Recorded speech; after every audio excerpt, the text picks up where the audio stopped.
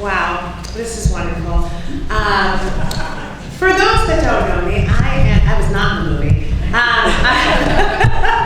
My name is Rabbi Tiferet Berenbaum, and I am the Rabbi of Congregational Programming and Learning at TPZ Brookline Temple Messiah.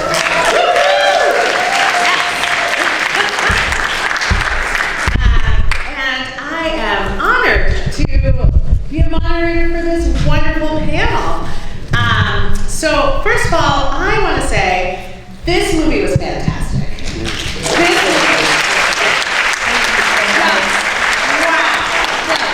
Wow.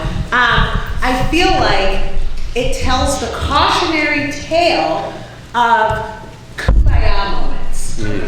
You know, like there are so many people who are like, we want to find a black church, just find out of the air, you know, to like partner with. And it's telling a very real story of like, that's not how relationships are built.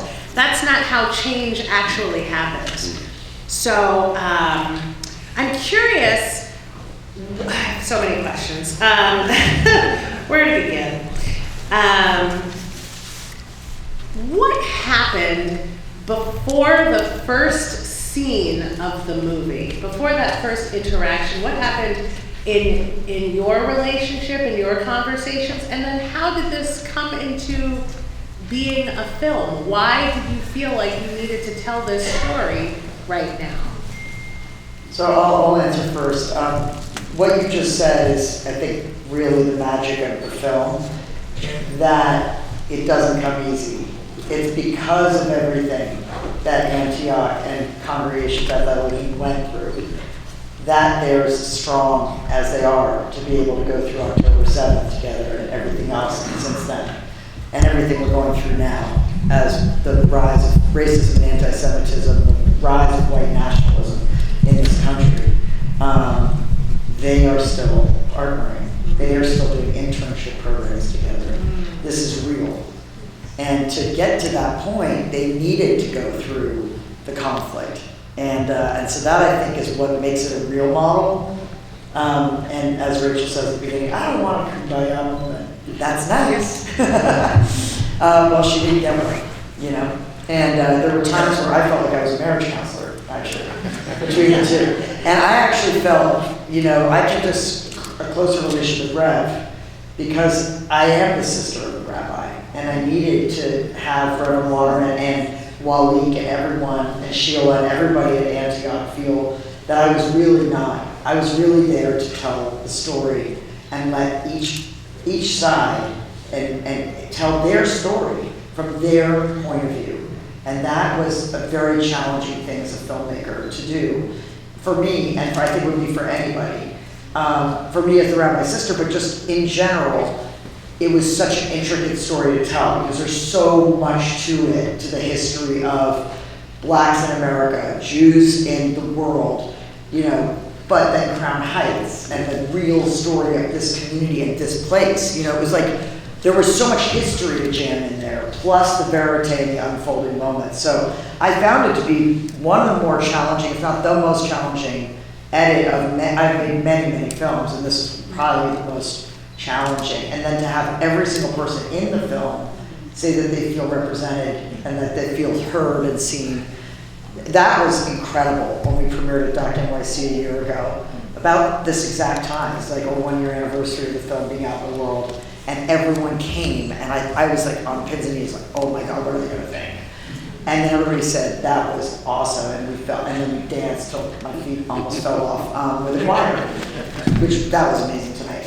So yeah, but to answer your question, I just had to make it because it was, to me, the most important story that I can tell at this time when we're not talking to each other anymore. And we're not listening to each other anymore. And so I feel like it's a film that needs to go far and wide right now. It's almost like some journalist called it, you know, quoted Kamala Harris and said the darkest night, you know, is when you can see the stars, and that all God's children is what it's like to reach for the stars. And I feel like, you know, we need to be teaching this. We need to be teaching this model of building bridges like this. And then when how we came together was basically, it was a political thing. I live in New York City, so living in New York City, there's always this tension between the Black and Jewish community. And when one of our elected officials came to me and told me of his congregation, BJFF, and Rabbi Timoner, and they wanted a kind of sort of partnership to teach our youth about anti-Semitism. Right? So they wanted to teach our youth about anti-Semitism, and I'm like, teach our children about anti-Semitism. And so I said to her, no, I'm not going to participate in this relationship if you're not going to deal with racism at the same time as we deal with anti-Semitism. You teach us anti-Semitism, we teach you about racism. And that's how the relationship actually started.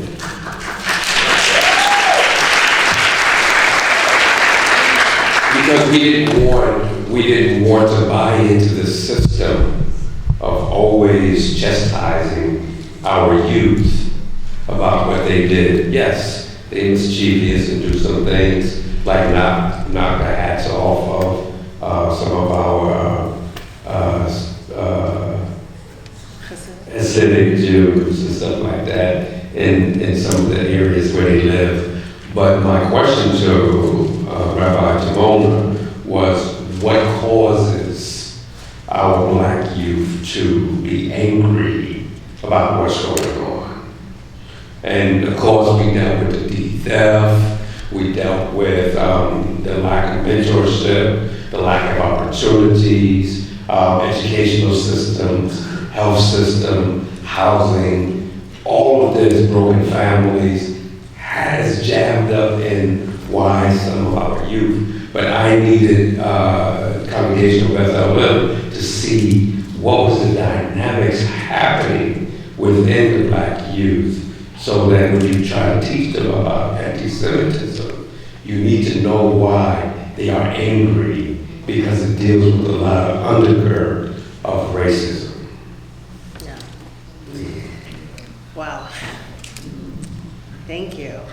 The trip to the museums was really pivotal. Yeah. Yeah. Really realizing a shared history of trauma, generational trauma, totally different, very different, and nothing compares to slavery in America, nothing.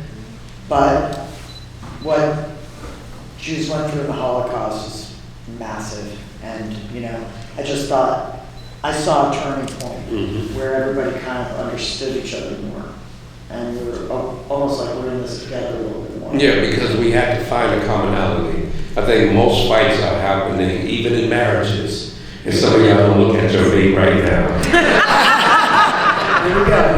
Is that when you don't find what's common with each other and always look at what's odd against each other, there's always going to be that struggle. So we had to get to the point that when we did go to the museums, both and see it at the same time. It was one thing if you went to the Holocaust Museum and saw it one day, and then you went to the African American Museum and saw it another day. But to see them at the same day was a massive impact on both of the congregations to fully understand our sisters, our brothers at the same time.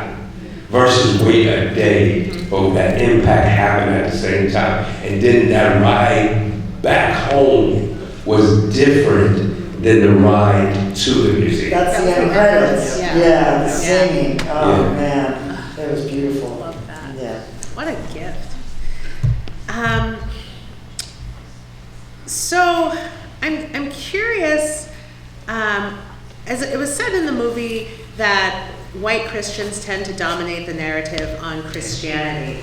And I think the same is true of Judaism. So I'm curious in what ways you have either brought in Jews of color into your partnership. I know that Congregation Beth Elohim has a rabbi of color on staff. There was a woman in the movie who was wearing a Star of David, and I was like, oh, I wonder if she's Jewish or wearing that as an ally. And I feel like that's an interesting piece of this dynamic as well, because we're talking about white Jews and black Christians. So how do other people of color play into that? Well, if you looked at when you saw the film and my little fight with Rabbi Timoner, telling her that I'm a rabbi. I saw that, right? And she kept saying, "No, you're not a rabbi." I said, "Yes, I am, because rabbi means teacher." And so I'm a teacher to my congregation, so therefore I call myself a rabbi. But with that itself is very interesting, even with that, and looking at the dynamics. You know what happened when I ended up going to Congregation of Bethlehem? The people of color begin to see themselves. Okay, let me say that again. They begin to see themselves because when you put a flux of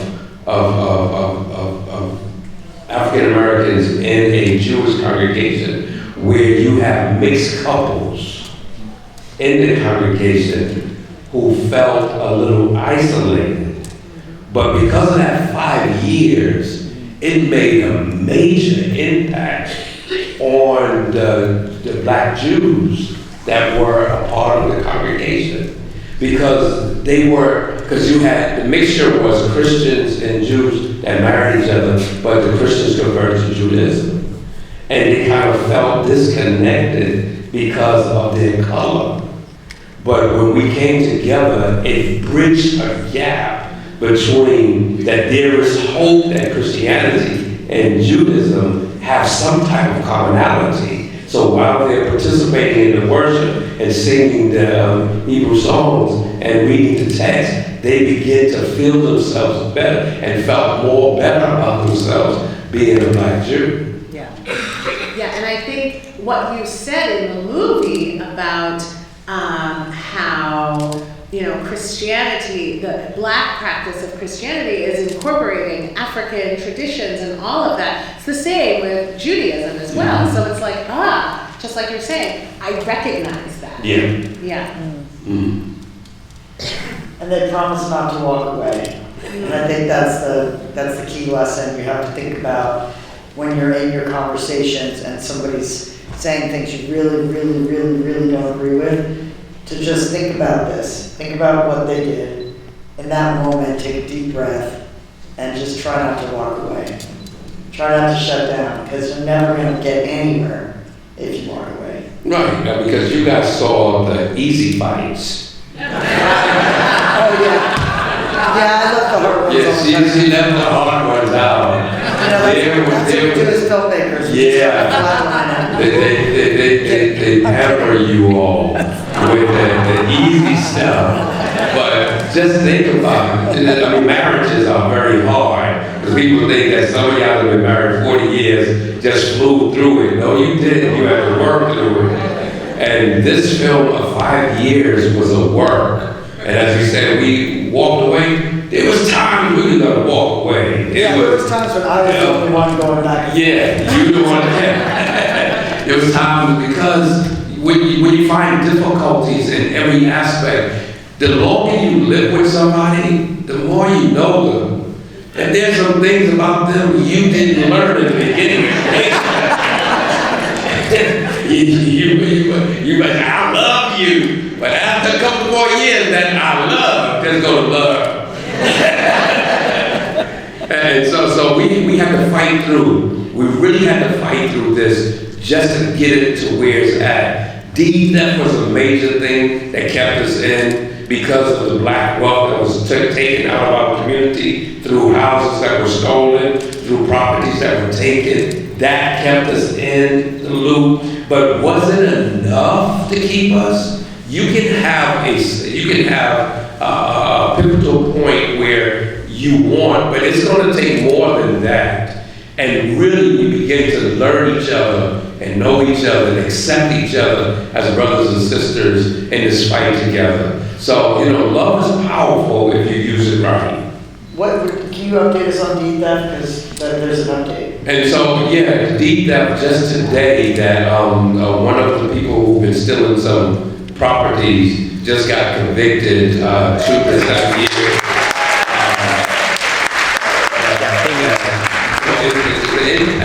So there's one more step of getting the wealth back. Yeah, I said to Rev over dinner, I'm like, that's awesome, are you happy? He said, I'll be happy when the property comes back. When the property comes back. And So- then people get their wealth back. I want to say this, and this is unrelated yet related, which is just, I went from making a film about deed theft in Brooklyn Right. to having our house burned down in the middle of Altadena, California, and the fires in January.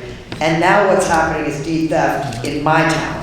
And I'm seeing it happen, and I've started a petition on change.org to stop the foreclosures until the power company pays. The power company is responsible for the fires. The banks are trying to push out black and brown families. And as I mentioned in the introduction, it was the second largest black home ownership in the country. And it's beautiful property, multi-generational. So please keep an awareness of that. The movie's called All the Walls Came Down. Please look for it and look for that petition to search for it. Or search or look me up. And please join the fight to stop it because it's happening right now in Altadena and it can be stopped. We can stop it. So, yeah, it's horrible. I can't believe it. And I'm so primed to it because of this. You know, and then suddenly it's happening to my neighbors. Right. So, yeah. And I just wanted to point out also one pivotal moment in the film where you saw our practice of worship during the Christ piece, which was an interesting piece and transition into that conversation. And you saw me silent there, and I withheld my comments and did not respond because, again, to be pictured as an angry black man is very it's a very bad look for someone doing work as a leader to respond. I could have, but I represent so many other people that if I would have responded the way I felt at that moment, you can see it all on my face and the things I really wanted to say, but I did not. Because I had other people following me. And I think the strongest thing that people can do when they are approached with different things that might cause hurt, silence can be more powerful than a response back. And I think that was one of the moments that I thought about not coming back. That was one of the moments that I did not want, because it became a cycle. This is how you're treated when we were supposed to be open to each other, open to receive each other in how we worship who we are, to express who we are without being challenged. And I want to say to that, I mean, I thought it was such an important moment in the film when my sister acknowledged her white privilege in that moment. And that she could voice her concerns, and that she didn't feel unsafe doing that, and she didn't feel like she was not representing her flock in a bad way or anything like that. And she showed her anger without a problem. You know, she was not meaning to seem angry. She meant to seem just like she was trying to make a point, but it came off that way, and she took a very humble, I think, and very self-effacing. She had a really honest and good response there. And it was really interesting because the same thing just happened to me, where I was sitting talking to Heavenly Hughes about Altadena and the fire. And I said, can you believe there were no fire trucks and no evacuation orders? And she said, no, we in the black community were not surprised. Ondi, you moved into a black community. What'd you expect? It's just blindness that we just have because it's just where we grew up or how we were raised, and it can all, but the best we can do is have the best intentions and keep an open mind and heart, and realize that there's racism and anti-Semitism in all of us, and it's all in us, and we just have to constantly be, I think, conscious, and really do our best. And I'm getting a signal that we have like 5 minutes. We have to be out of this room at okay. That we should. Is there a mic out in the? Well, typically we just repeat the question. Oh, okay, You guys are great. okay with doing that? Okay. Question, anybody?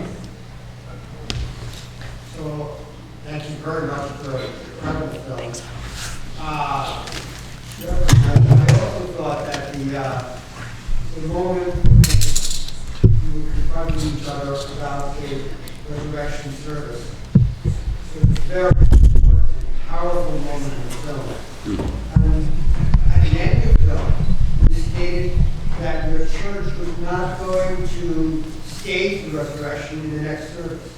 And I thought it was incredibly important, and it was sort of, glossed over. I felt very curious as to what was behind that decision to not stage the resurrection. The question is, what was behind the decision not to stage the resurrection play the next year? The answer is you were not invited to the next one.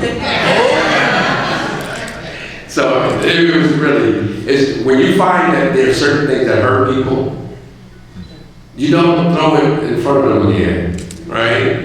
You invite them to something else, right? You maintain the relationship by inviting people to other things that does not hurt them versus inviting them to the same thing that will pull the band-aids off or loosen the stitches. Did you take anything though from the rabbi caricature, from Rachel saying that, and from understanding that is Elder Dunn playing that same role again in the resurrection? We have the artistry of Antioch Baptist Church is so broad.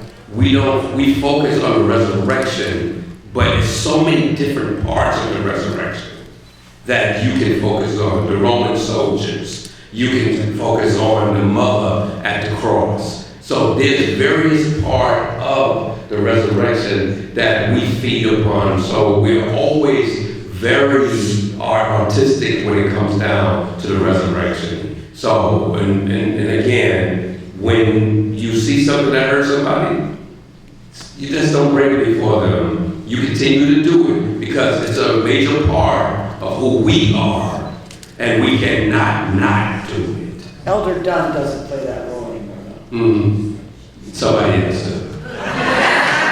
That young man in the middle, last question. You raise your hand. Oh, the same question? Oh. Yeah, then we go. Oh, that's it. The movie was the best, most real, deep expression of the problem. And the fact that you had the courage and personality and background to get through it and not quit is marvelous. What I wonder about is the use of it to have similar experiences elsewhere. It was the crucible of pain and disappointment that you went through that let you come out the other end, is the way I saw the movie. How do you get other congregations to not just have nice inviting you to dinner, but something deeper and more meaningful? How do you use this as an example? Okay, so the question, well, thank you, sir. I don't know, did you all hear it? It was pretty, you did not, okay. Really nice words about the movie being a deep and beautiful experience, and how are we going to be able to get other congregations to engage on that kind of persistent level, not just a dinner here and there, but actually do the work. And that's a great question. You know, what we're trying to do is, we have 20 cities that is our goal, and Rachel, my sister, has reached out to rabbis in 20 cities, and like 15 cities are giving us the contacts for them, and told them that they can screen this movie in a public theater, and we'll book the theater for them, and we'll set it all up, but they need to find a church to partner with, and they need to make that the kickoff of such a relationship. And we've created a discussion guide that you can download actually on our website. And so we have an impact campaign going. Please visit the website, contribute if you can, book a screening if you can, give us a suggestion for other temples and churches that might participate. But we want every city in America to be doing this right now. So that's our goal. And you can download it. Yeah.